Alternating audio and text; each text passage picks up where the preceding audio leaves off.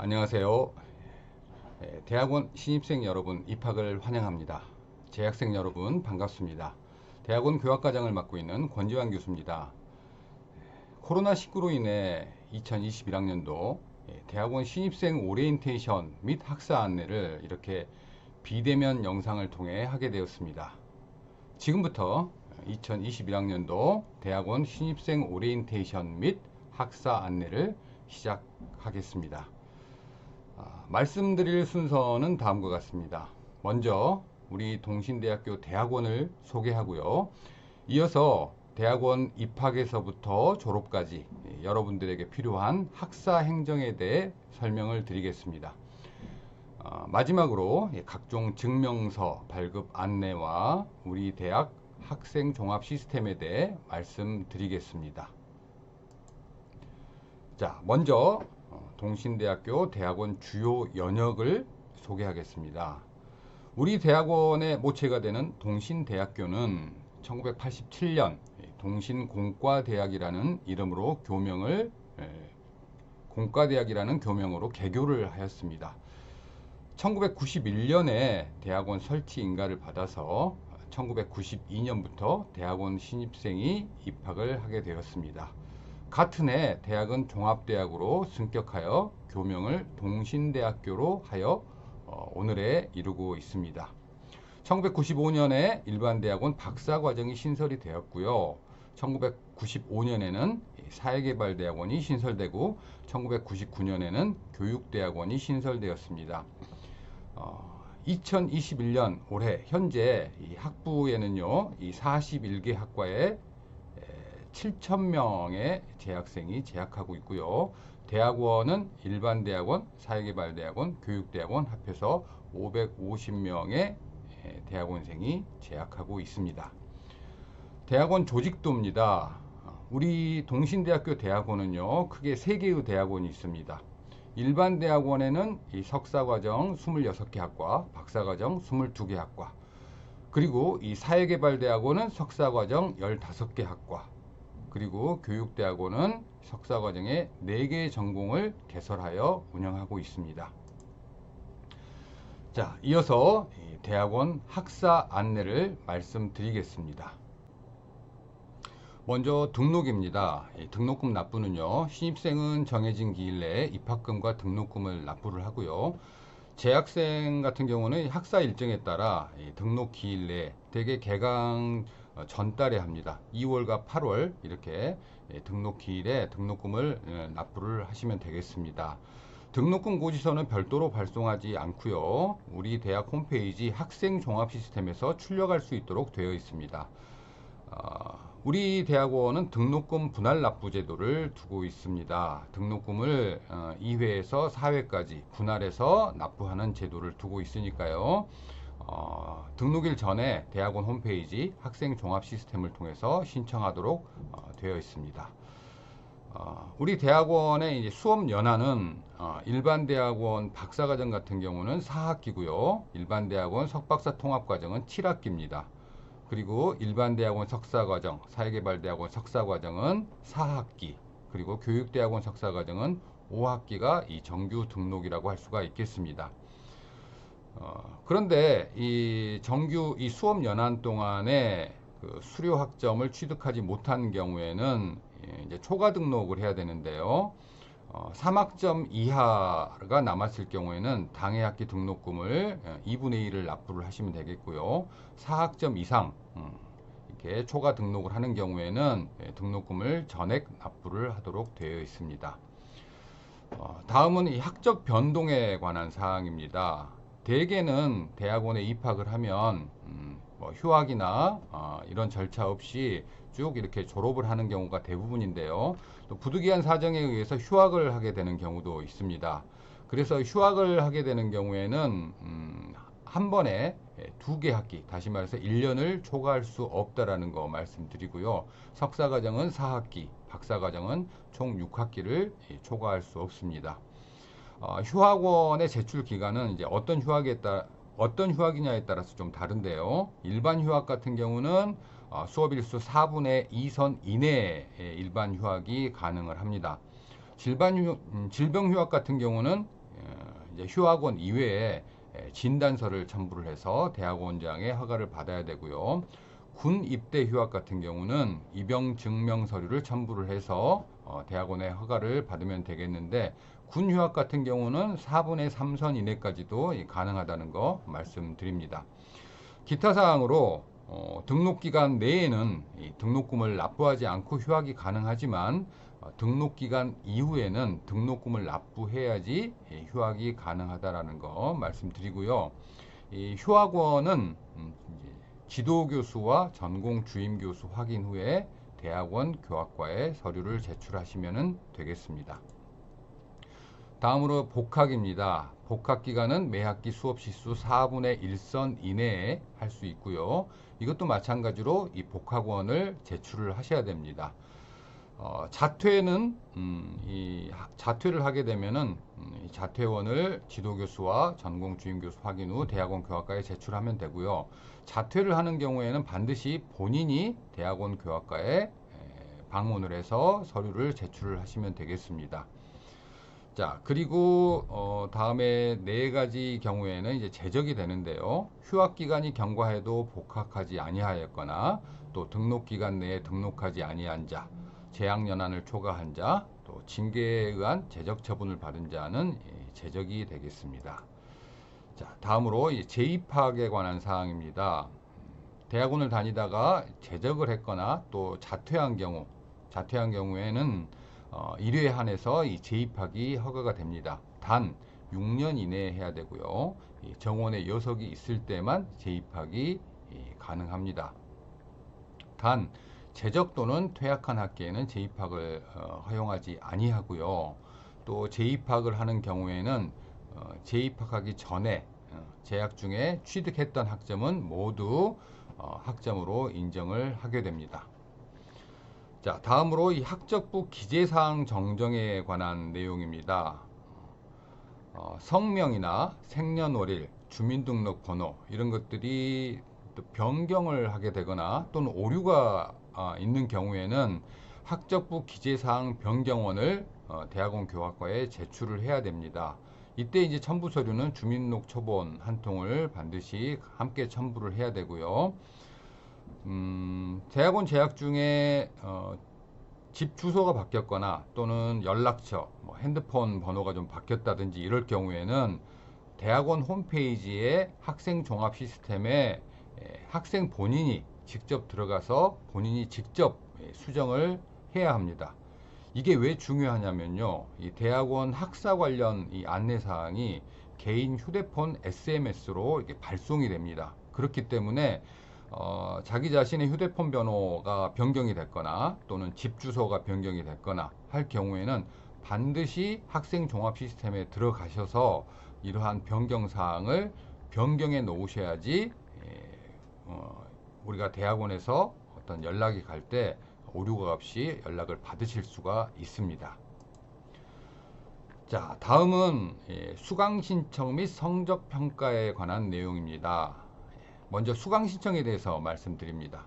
이 수강 신청은 매 학기 정해진 기간 내에 전공 주임 교수의 수강 지도를 받아서 학생 종합 시스템에 들어가서 본인이 직접 전산으로 입력을 해야 합니다.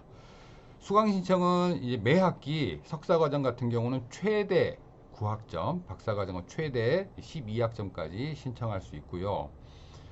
수강 신청 변경은 이것도 마찬가지로 매 학기 정해진 기간 내에 전공 지도 교수의 지도를 받아서 학생 종합 시스템을 통해서 본인이 직접 수강 신청 변경을 해야 됩니다.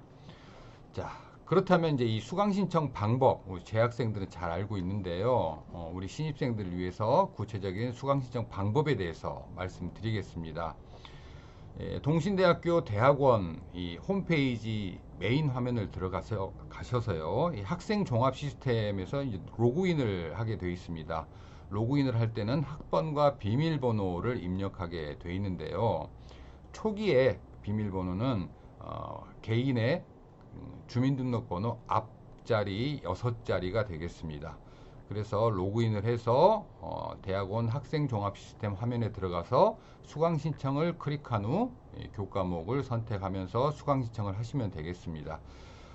이런 이 구체적인 절차에 대해서 조금 더 자세하게 화면을 보면서 말씀드리도록 하겠습니다. 자, 화면에 보시는 게 우리 동신대학교 대학원 이 메인 홈페이지입니다. 이 홈페이지에 접속을 해서 로그인을 먼저 하셔야 되는데요. 자, 이 화면 상단을 보시면은 이 로그인 이 창이 있습니다. 여기를 클릭을 하셔서 이제 로그인을 하셔야 되는데요. 자, 저 로그인을 클릭을 하시면은 자, 이런 화면이 나옵니다. 이런 화면이 나오면은 위에 학번과 밑에 비밀번호를 적게 되어 있는데요. 신입생 같은 경우는 자기 자신의 이제 아이디를 찾아야 되잖아요. 여기 아이디 찾기를 클릭을 하시면 들어갈 수가 있습니다. 클릭을 하셔서 이제 이런 이 아이디 찾기 화면이 나오면은요, 여기에 이름, 생년월일, 성별 이것을 입력을 하고 확인을 클릭하면 본인 학번이 디스플레이가 됩니다. 그리고 이제 가장 초기에는 주민등록번호 앞자리 6자리로 비밀번호가 설정이 되어 있습니다. 이제 들어가셔가지고 로그인 해가지고 비밀번호는 이제 본인만이 알 수 있는 다른 번호로 이제 수정이 가능합니다. 그리고 이 학번은 본인 졸업시까지 계속 사용이 됩니다. 다음으로 이제 수강 신청을 하기 위해서는 이제 수강 신청을 어떻게 하느냐 하는 것을 이제 찾아가야 되는데요. 이 학생 종합 시스템에 이제 로그인을 하게 되면은 자, 이와 같은 창이 뜹니다. 이 창이 뜨면은 이 창에 이제 가장 위에 이 학사 행정이라고 하는 곳이 있습니다. 여기를 클릭을 하시면은요, 밑에 이제 하위 메뉴가 나오는데요. 여기 수강 신청을 클릭을 합니다. 수강 신청을 클릭을 하면은 자, 이렇게 이런 화면이 이제 나타나게 되는데요. 이 화면에서 수강 신청을 하시면 되겠습니다. 자, 각 학과마다 매 학기 이제 개설되는 과목이 여기 가운데 이렇게 개설이 됩니다. 개설이 되면은 본인이 수강을 하고자 하는 과목을 클릭을 하시면 선택을 하시면 되겠습니다. 선택을 하시면은 이 해당 교과목의 수업 시간표도 이 오른쪽에 이렇게 나타나게 되고요. 자, 이렇게 수강 신청을 하시면 되는데 수강 신청을 하다가 이 과목을 이제 취소하고자 하는 경우에는 여기 2번에 이미 수강 신청 클릭을 하면 이제 이 밑에 이렇게 나오는데 여기를 클릭을 하시면은 이제 삭제가 됩니다. 이렇게 수강 신청을 모두 하고 나면은 여기 이 3번 여기 수강 신청 종료 이 부분을 클릭을 하시면 되겠습니다.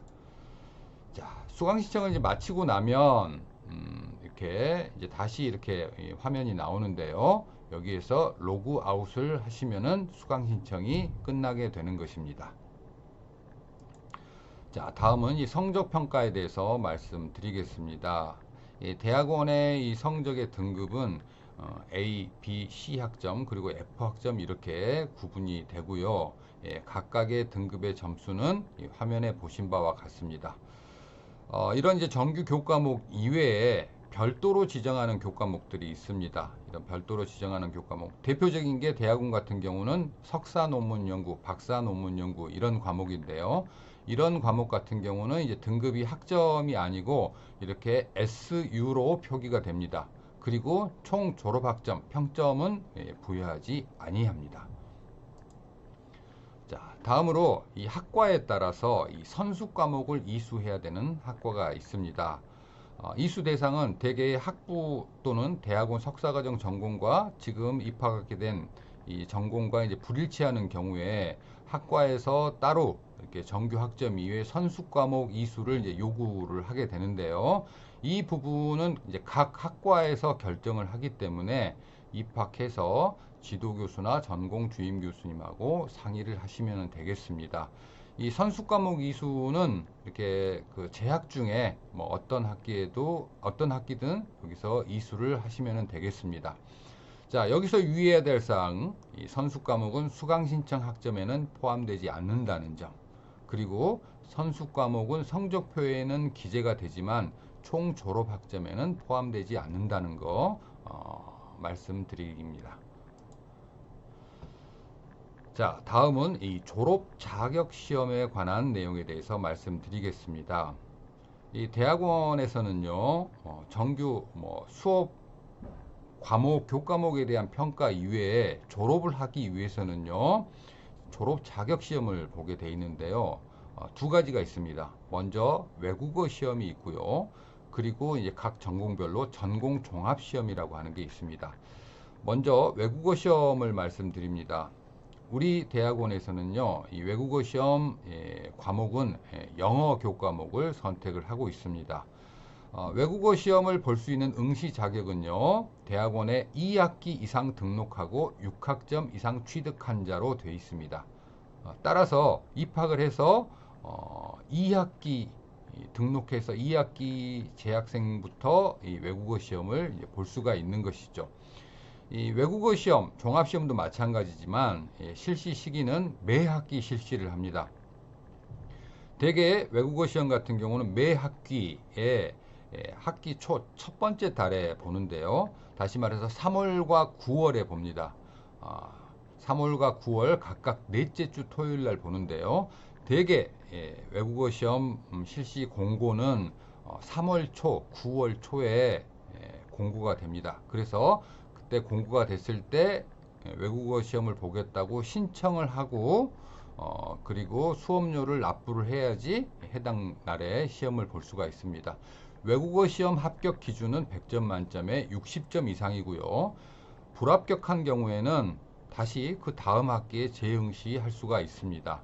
자, 외국어 시험 면제 조건, 토플이라든지 토익, 탭스, 그리고 외국인 학생의 토픽 등급에 따라서 이 외국어 시험 면제 조건이 있으니까 이 조건에 해당하는 학생은 반드시 기한 내에 외국어 시험 면제 신청서를 제출을 하면 외국어 시험을 면하게 됩니다. 다음으로는 이제 전공 종합 시험입니다. 전공 종합 시험 시험 과목은요, 대학원에 따라서 좀 다른데요. 일반 대학원 박사과정은 3과목, 석사과정 2과목, 사회개발대학원 2과목, 그리고 교육대학원은 3과목을 보게 돼 있습니다. 자, 이런 이 과목 수에 관한 규정은 작년에 변경이 됐습니다. 변경이 돼서 올해 입학자부터 이 과목 수가 적용이 됩니다. 2021학년도 입학자부터 적용이 되고요. 이미 입학을 한 재학생들 같은 경우, 다시 말해서 2021학년도 이전 입학자 같은 경우는 종전처럼 박사과정은 4과목, 석사과정 3과목, 교육대학원은 4과목을 응시를 해야 됩니다. 자, 전공종합시험의 응시 자격은요, 3학기 이상의 정규 등록을 필요하고 과정 중 총 이수 성적의 평점 평균이 3.0 이상인 자는 응시를 할 수가 있습니다. 실시 시기는요, 이 점검 종합시험도 이제 매 학기 보는데요, 매년 4월과 10월 넷째 주 토요일 날 전공 종합시험을 봅니다. 이것도 마찬가지로 4월 초, 10월 초에 전공 종합시험 공고를 하니까 그 공고 기간에 외국어 시험을 보겠다고 신청을 하시면 되겠습니다. 전공 종합시험의 합격 기준은 100점 만점에 70점 이상이고요. 전공 종합시험 같은 경우는 과목별 합격을 인정을 합니다. 그래서 불합격된 과목이 있을 때는 재학연한 내에 다시 재응시를 하셔야 된다는 거 말씀을 드립니다. 자, 다음으로 이 학위 논문에 대한 절차에 대해서 말씀드리겠습니다. 대학원을 이제 그 과정을 마치면 이제 학위 논문을 작성을 해야 되는데요. 이 학위 논문을 작성을 하기 위해서는 먼저 지도 교수가 선정이 돼야 됩니다. 대학원 재학생에 따라서 입학 당시부터 지도 교수님을 정해서 이렇게 입학한 학생들도 있는데 그렇지 않는 경우에는 입학해서 두 번째 학기 개강 전에 자기를 지도해 줄 지도 교수님을 선정을 해야 됩니다. 그래서 지도 교수를 먼저 선정을 해야 되고요. 그래서 이 지도 교수님한테 논문 지도를 받습니다. 논문 지도를 받을 때는 이 행정 절차상 수강 신청 기간에 석사 과정은 석사 논문 연구라고 하는 과목이 있습니다. 그리고 박사는 박사 논문 연구라고 하는 이 과목이 각 학과의 교육 과정에 있습니다. 이 논문 연구 교과목을 수강 신청을 해야 되는데요. 석사 과정 같은 경우는 이 4학기에 신청을 하시면 되겠고요. 이 박사 과정 같은 경우는 논문 지도를 2학기 이상을 논문 지도를 받아야 되기 때문에 박사 과정 같은 경우는 다 박사 논문 연구 1, 박사 논문 연구 2 이렇게 과목이 2과목이 있습니다.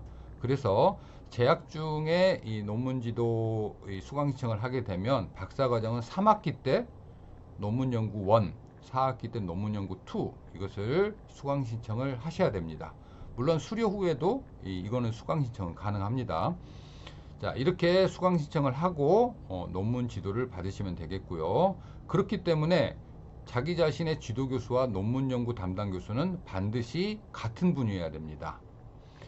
자, 그리고요, 이제 논문 심사가 들어가기 전에 학위 논문 연구 계획서를 대학원 교학과에 제출을 해야 됩니다.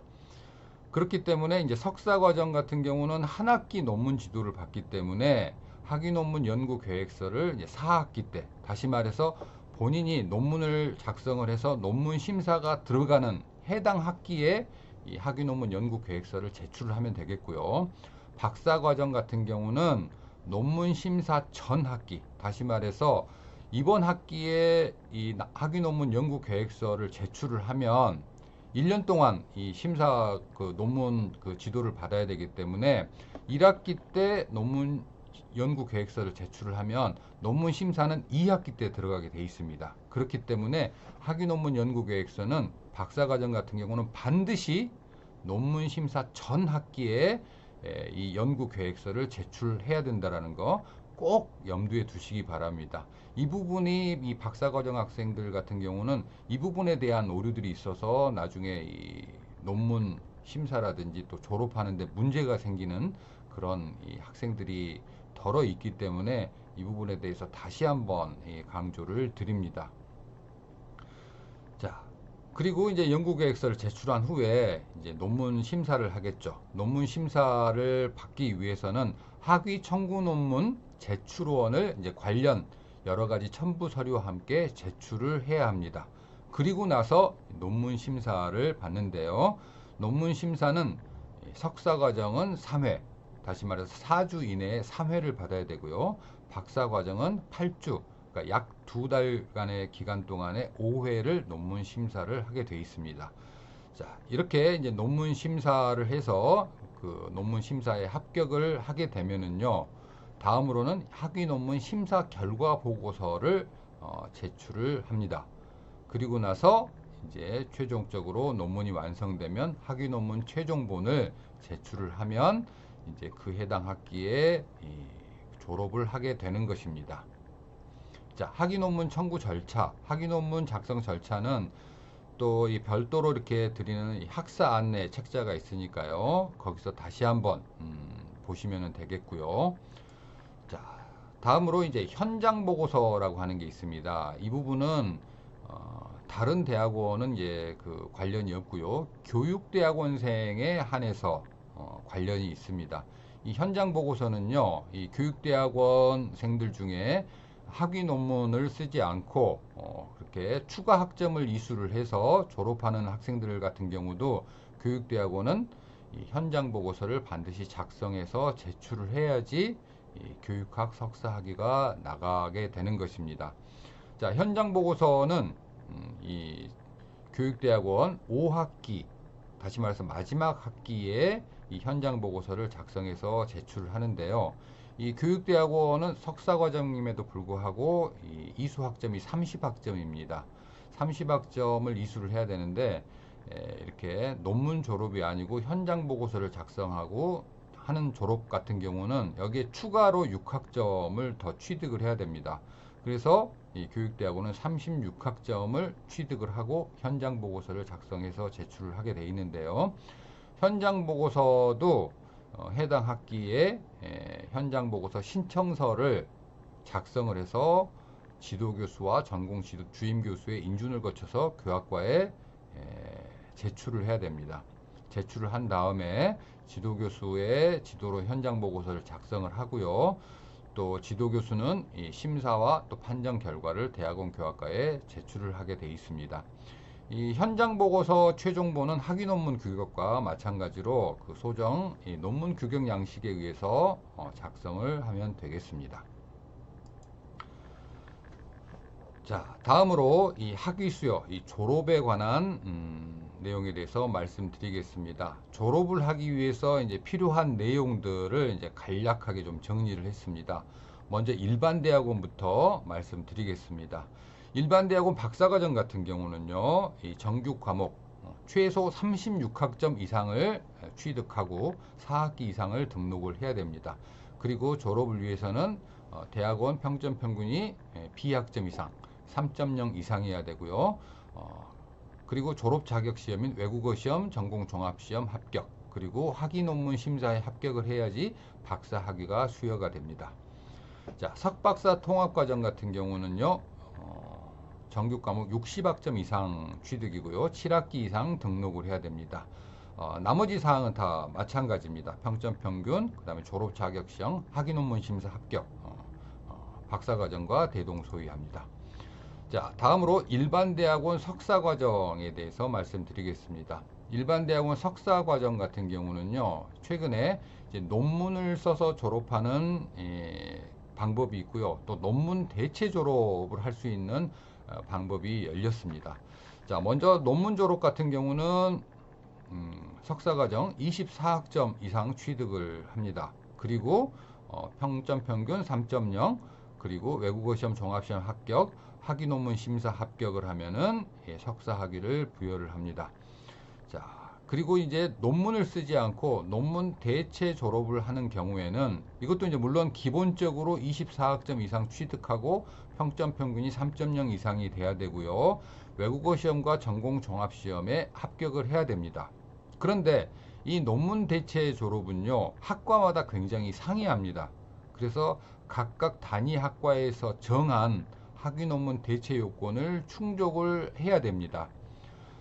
그리고 충족을 하고요. 그리고 마지막으로 이제 최종 학기에 일종의 행정 절차로서 이 논문 대체라고 하는 과목을 수강 신청해서 이것을 이수를 해야 됩니다.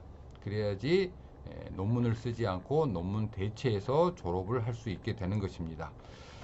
자, 일반 대학원 석사학위 논문 대체 지침에 대해서 이 지침, 이 대학원 홈페이지 가면은 이제 볼 수가 있는데요. 대체 지침, 이거 굉장히 중요하니까 여기 이제 전문을 제가 좀 따가지고 왔는데요. 자, 일반 대학원은 이제 과거에는 반드시 이 석사과정도 학위 논문을 써야지 졸업하게 돼 있습니다. 그런데 이제 작년 2020년 9월 1일부터 이 지침이 제정이 돼가지고 이제 시행을 하고 있습니다. 자, 대체 지침 절차를 보시면은요, 2조 1항입니다. 석사학위 논문 대체 희망원을 먼저 제출을 해야 됩니다. 이 희망원은 지도교수와 학과장의 승인을 받아서 일반 대학원장한테 제출을 합니다. 제출을 하고 나서 이제 이 학위 논문 대체 요건을 충족을 해야 되는데요.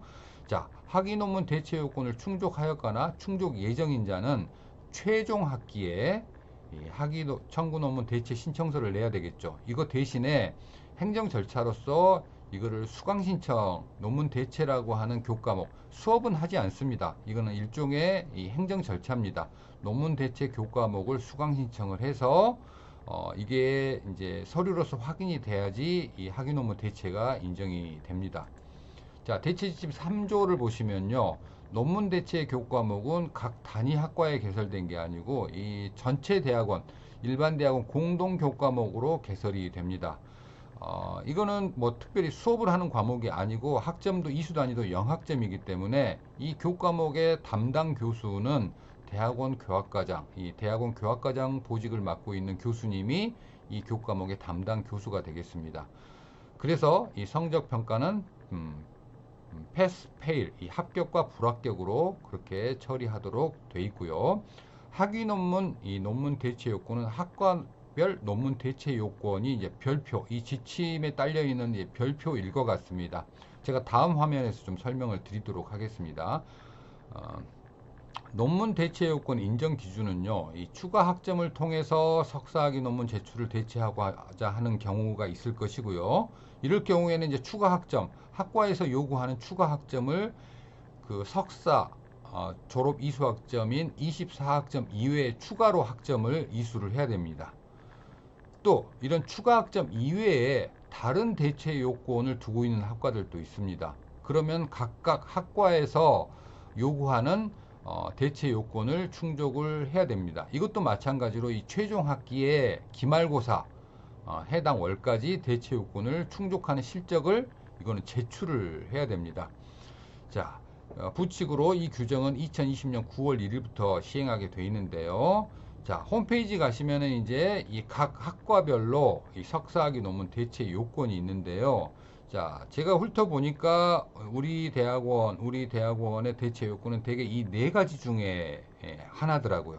예를 들어서 뭐 동그라미 학과 같은 경우는 이렇게 추가 학점을 6학점을 더 이수하든지, 또는 KCI 한국연구재단의 등재 후보지 이상 학술지에 논문을 게재를 하는데 주저자나 교신저자로 이렇게 논문을 게재를 하면 이제 석사 학위 논문을 이제 대체해 주겠다라고 그렇게 돼 있습니다. 이 둘 중 하나 퇴기를 하도록 돼 있죠. 또 어떤 뭐 세모 이런 어떤 학과들 같은 경우는 추가 학점만 요구하는 그런 학과도 있고요. 또 어떤 학과는 석사 논문 대신에 학술지 논문을 또 요구하는 학과도 있습니다.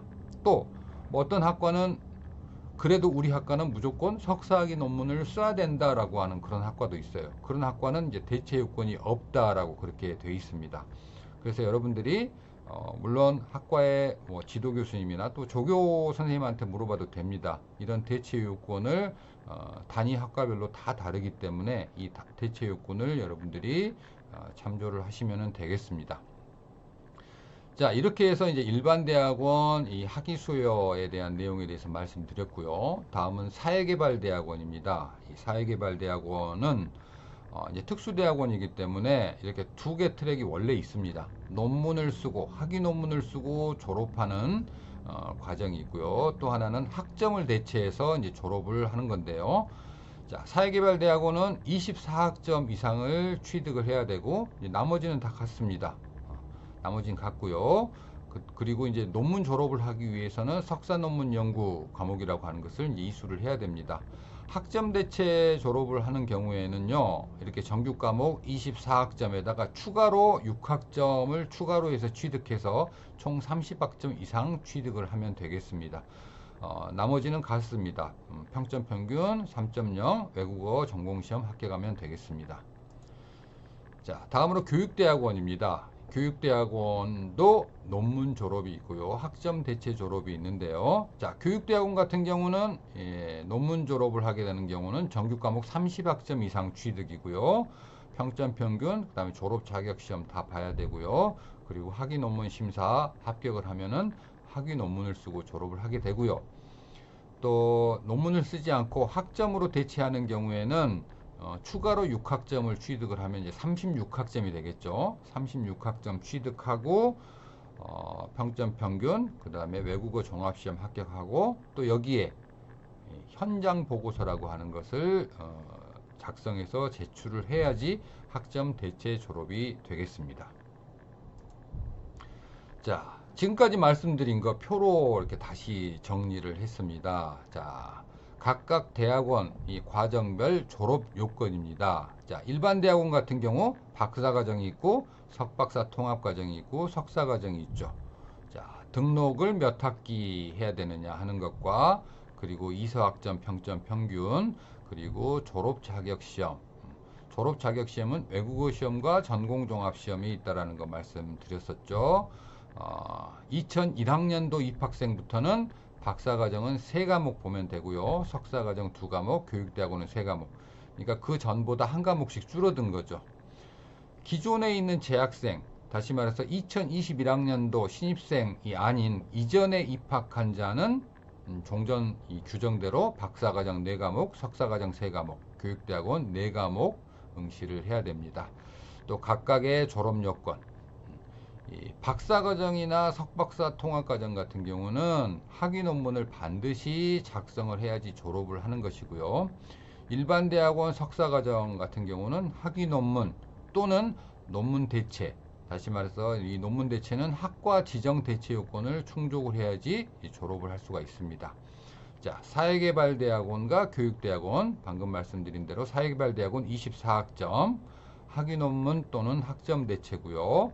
교육대학원은 5학기 등록을 해야 됩니다. 이수학점은 30학점인데 학위 논문 또는 학점 대체하는 경우에는 6학점을 추가 이수하고 여기에다가 현장 보고서를 작성을 해야지 졸업을 할 수가 있습니다. 자, 다음은 대학원 장학제도 안내입니다. 대학원 장학금을 받기 위해서는 매 학기 그 서류를 제출을 해야 됩니다. 매 학기 학과장, 전공 주임교수 추천서와 또 해당 장학금을 받을 수 있는 증빙 서류가 있습니다. 이것도 홈페이지 가면은 자세히 나와 있는데요. 관련 서류를 제출하면 되는데 이 장학금을 신청을 하기 위해서는 등록금 고지서가 발급되기 전에 이 신청을 해야 되기 때문에 제출 시기가 더 빠릅니다. 1월 초, 7월 초 이렇게 그 관련 서류를 제출을 해야 되고요. 자세한 사항은 대학원 홈페이지를 참조를 하시면 되겠습니다. 장학금은 장학금 종류에 따라서 지급률이 다른데요. 면학 장학금을 비롯해서 교직원 및 교직원 가족 장학금, 공무원 장학금, 유관기관 장학금, 일가구 이자녀 장학금, 실원 및 교육 연구조교 장학금 이렇게 있습니다. 이렇게 있고요. 이것뿐만이 아니고요. 자, 학군 제휴 장학금.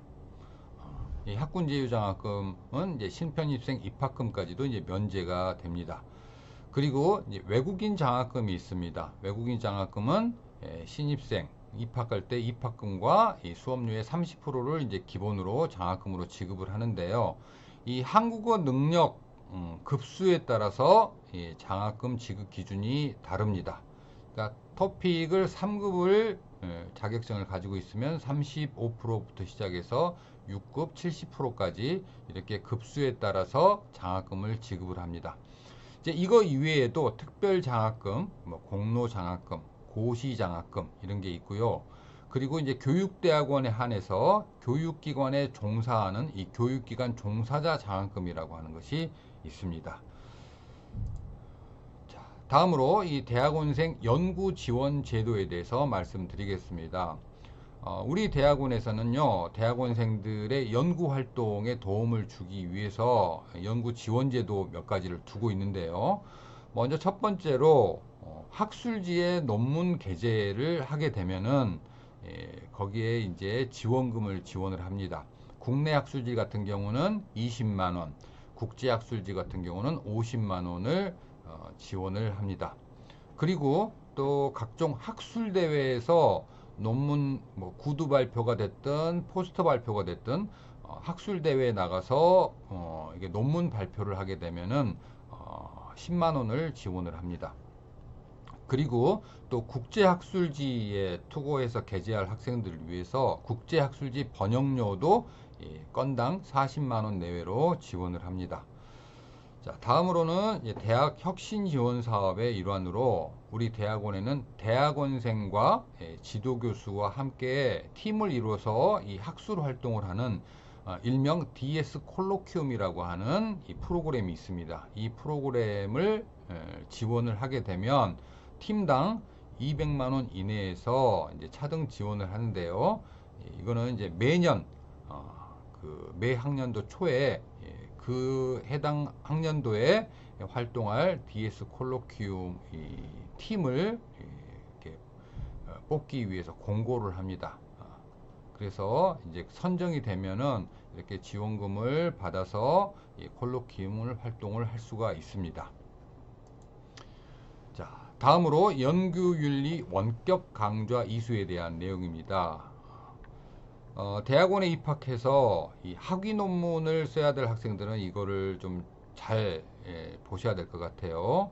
자, 이 연구윤리 원격 강좌라고 하는 것을 우리는 이제 개설을 해서 이것을 반드시 논문을 쓰는 사람들은 듣게 돼 있는데요. 논문을 쓰지 않는 대학원생들도 이거를 뭐 들으시면은 뭐 도움이 뭐 안 되진 않습니다. 자, 목적은 논문의 변조, 위조, 표절 등이 사회 문제로 대두됨에 따라서 이 교육부의 연구윤리 강화가 요구돼서 우리 대학에서도 연구윤리 원격 강좌를 컨텐츠를 만들어서 우리가 탑재를 해놓고 있습니다. 이 연구윤리 이 원격 강좌의 주요 내용들은 이제 연구윤리 개념, 그다음에 논문의 표절 및 변조, 위조의 이해 및 방지법에 대한 내용들로 총 8차 시의 동영상으로 되어 있습니다. 이 동영상 탑재된 동영상을 듣게 되어 있는데요. 이게 그 논문을 쓰는 사람은 왜 필요하냐면은 이 이수증을 반드시 학위 청구 논문 제출원을 제출을 할 때 이 이수증을 반드시 첨부를 같이 해야 됩니다. 그렇기 때문에 이거 하나의 의무사항으로 돼 있기 때문에 연구윤리 원격 강좌를 들으면 되겠는데요. 이거는 이제 어떻게 듣냐면은요. 대학원 홈페이지 이제 퀵 메뉴에서 연구윤리 강좌를 클릭을 하면 우리 동신대학교 이제 e클래스 시스템의 메인 화면이 뜹니다. 그러면은 거기서 이제 연구윤리 강좌를 찾아서 수강을 하시면 되겠습니다. 1차시부터 8차시까지 수강을 다 하고 나면은 거기서 이제 이수증을 출력을 할 수가 있는데요. 이 이수증을 학위 청구 논문 제출원 제출 시 함께 제출을 하시면은 되겠습니다. 자, 다음으로 논문 표절 방지 시스템에 대한 안내를 드리겠습니다. 자, 우리 대학에서 이제 가지고 있는 논문 표절 방지 시스템 이름은 카피킬러라고 하는 것인데요. 자, 이것도 이제 논문 표절에 대한 사회적 문제가 많이 대두가 되고 있고요. 이게 이제 교육부에서도 상당히 강조를 하고 있습니다. 그렇기 때문에 학위 논문이라든지 학술 논문을 쓰는 데 있어서 나도 내가 알게 모르게 다른 사람의 이제 그 연구 내용을 이렇게 그 표절하는 경우도 있기 때문에 이것이 사전에 자가 점검도 되고요. 그리고 이제 표절 방지를 하는 목적으로 이 시스템을 두고 있습니다. 이 카피킬러 사용 이제 시스템도 우리 학생 종합 시스템 부가 서비스 내에서 들어가면은 이 카피킬러 시스템을 사용할 수가 있는데요. 그 안에 들어가시면 이제 논문 유사도 검사라고 하는 것이 있습니다. 대학원 홈페이지 25번 매뉴얼을 참조를 하시면 되겠습니다. 자, 이 결과 보고서도 마찬가지로 이 논문 작성 학생은 이 카피킬러 캠퍼스 표절 검사 종합 결과 확인서 이것을 이제 지도 교수 확인을 거쳐서 학위 논문 결과 보고서 제출을 할 때 함께 제출을 해야 되는 하나의 첨부 서류입니다. 그렇기 때문에 이것을 이제 반드시 이 과정을 거쳐야 된다라는 거, 이 학위 논문을 써야 되는 학생들은 반드시 거쳐야 된다는 거 말씀을 드리고요. 자, 이용 방법은 이제 간략하게 이렇게 좀 어떤 것을 체크를 해야 되느냐 하는 거. 이것도 뭐 일단 문서 업로드를 하고요. 또 검사 이름을 학위 논문 유사도 검사라고 검사 이름을 쓰고 그다음에 문서를 선택을 하고 그다음에 문서 유형을 선택을 하고요. 이렇게 이제 비교 범위를 이렇게 해서 하고요. 이제 검사를 설정할 때 이런 것들은 이제 제외를 갖다가 합니다. 그래서 우리 동신대학교 대학원의 이제 표절 기준은 6어절 이상 일치를 했거나 한 문장 이상 일치를 하면은 이제 이게 그 논문 표절이라고 그렇게 뜹니다. 이렇게 자세한 사항은 들어가셔가지고 또는 학사 안내 책자를 보시면은 이제 더 자세히 설명이 돼 있습니다. 자, 다음으로 이제 실험실 안전교육에 관한 안내입니다. 이거는 이제 연구실 안전환경 조성에 관한 이 법률 및 규칙에 의해서 이 안전교육을 하도록 되어 있는데요. 이거는 이제 대학원 모든 학과가 아니고요. 자연과학 계열이라든지 공학 계열, 그리고 한의학 계열 모든 학과는 실험실 안전교육을 반드시 학기별로 받아야 된다라는 거. 이 이수 방법은 이제 홈페이지 공지사항 31번을 참조를 하시기 바랍니다. 자, 다음으로 이제 기타 사항 말씀드리겠습니다. 우리 대학원 재학생들은 우리 대학의 이제 도서관을 이용을 할 수가 있고요. 도서 대출 권수는 이제 대학원생은 한 번 대출하는데 10권, 15일간 대출을 할 수가 있습니다. 다음으로 우리 대학원생들도 학부생과 마찬가지로 이 무료 스쿨버스를 이용을 할 수가 있고요. 운행 노선은 홈페이지를 참조를 하시면 되겠습니다. 자, 그리고 우리 대학 재학생이면 대학원생들도 동신대학교 부속 한방병원을 이용을 하면 할인 혜택이 있습니다. 재학생은 30% 할인이 되고요. 재학생 가족은 15% 할인을 받을 수가 있습니다. 우리 동신대학교 한방병원은 광주 한방병원을 비롯해서 목포 한방병원이 있고요. 서울의 목동에 서울 목동병원이 있습니다. 그리고 최근에 나주 빛가람 혁신도시에 나주 한방병원이 개원이 돼서 총 4개의 한방병원을 두고 있습니다. 자, 이제 이어서 증명서 발급에 대한 사항입니다. 증명서의 종류는 재학증명서, 그리고 이제 졸업생들 같은 경우는 이제 졸업증명서 또는 학위증명서라고 부릅니다. 졸업증명서, 휴학증명서, 또 그 밖에 성적증명서, 교육비 납입증명서, 이런 증명서들을 이제 발급을 할 수가 있는데요. 이 증명서 발급 방법은 동신대학교 홈페이지를 통해서 인터넷 발급이 가능하고요. 또 그렇지 않고 그 팩스 민원 신청을 해서 각 동면사무소, 이 주민센터를 가시면은 이 팩스 민원 서비스를 받을 수가 있습니다. 우리 교내에서 발급을 받기 위해서는 동신대학교 자동 발급기에서 각종 증명을 발급을 하는데요. 이 자동 발급기는 어디에 있냐면 우리 대학 정문을 막 들어오면 첫 번째 건물인 정보전산센터 건물 1층에 1층 복도에 이 자동 발급기가 있습니다. 거기서 증명서를 이렇게 오프라인으로도 발급을 받을 수가 있습니다. 자, 다음으로 우리 대학의 학생 종합 시스템에 대한 안내입니다. 앞서 수강 신청 방법을 설명을 하면서 이제 메인 화면들을 이제 보여드렸는데요. 우리 대학원의 이제 학사 행정이라든지 이런 절차들은 모든 것들이 다 온라인을 통해서 이루어집니다. 그렇기 때문에 학생 종합 시스템 안에서 이렇게 개인 정보, 다시 말해서 자기 자신의 학적 상태를 확인을 할 수가 있고요. 또 자기 자신의 주소라든지 연락처, 이게 변경되면은 이렇게 수정을 할 수 있도록 되어 있습니다. 그리고 대부분의 학사 행정도 학생 종합 시스템 안에 들어가면 이렇게 수강이나 성적, 다시 말해서 강의 평가서를 작성을 한다든지 또 매학기 강의 계획서를 조회를 하고요. 또 수강 신청을 할 수가 있고요. 그리고 성적을 볼 수가 있습니다. 금학기 성적을 볼 수 있고 또 전체 성적도 조회가 가능합니다. 그리고 또 이게 등록금 분할 납부 신청, 등록금 조회, 등록금 고시서 출력, 교육비 납입 확인서, 교육비 납입 증명서, 이런 것들도 이제 이 학생 종합 시스템 안에서 다 이루어지고요. 졸업 자격 시험, 외국어 시험이나 그 다음에 전공 종합 시험 같은 경우도 신청도 이 학생 종합 시스템을 통해서 신청을 하게 돼 있고요. 그 다음에 시험 결과도 이 학생 종합 시스템 내에서 확인을 할 수가 있습니다.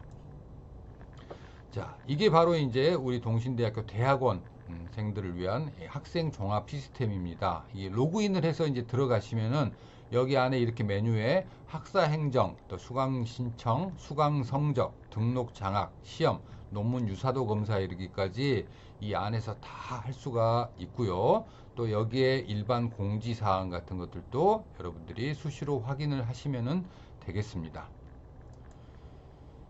자, 그런데 이제 학생 종합 시스템에 보시면은 여기 이제 메인 화면 로그인을 하면은 이제 자기 자신의 사진이 이렇게 뜨는데요. 이 사진은 본인이 업로드를 해야 됩니다. 이게 이제 학생증 발급을 위해서도 이제 필요한 것이고요. 또 지도 교수님이 학생의 얼굴을 확인하기 위해서도 이제 필요하기 때문에 반드시 신입생들은 입학 후에 2주 이내에 학생 종합 시스템에 본인 증명사진 파일을 반드시 업로드를 하시면은 여기에 이렇게 얼굴이 뜨게 돼 있습니다. 그래서 입학 후 2주 이내에 반드시 자기 자신의 사진을 업로드 해 주시라는 말씀 드립니다. 자, 이제 마지막으로 우리 이제 동신대학교 대학원 이제 모든 이 학사 업무를 하고 있는 이제 동신대학교 대학원 이 교학과의 위치를 말씀드리겠습니다. 이제 화면에 보시는 사진이 이제 우리 동신대학교 전경인데요. 우리 동신대 캠퍼스 이제 맨 가운데 한가운데 중앙도서관이 있습니다. 중앙도서관 건물이 있는데요. 중앙도서관 건물 1층, 그러니까는 안쪽 현관으로 들어가면 왼쪽입니다. 왼쪽 1층에 101호에 동신대학교 대학원 교학과가 있습니다. 이 교학과에 방문을 하시면은 또 학사 행정에 대한 서비스를 받으실 수가 있고요. 전화번호는 061-330-3092에서 4번입니다. 자, 이상으로 우리 2021학년도 대학원 신입생 오리엔테이션 및 학사 안내를 말씀드렸습니다. 경청해 주셔서 감사합니다.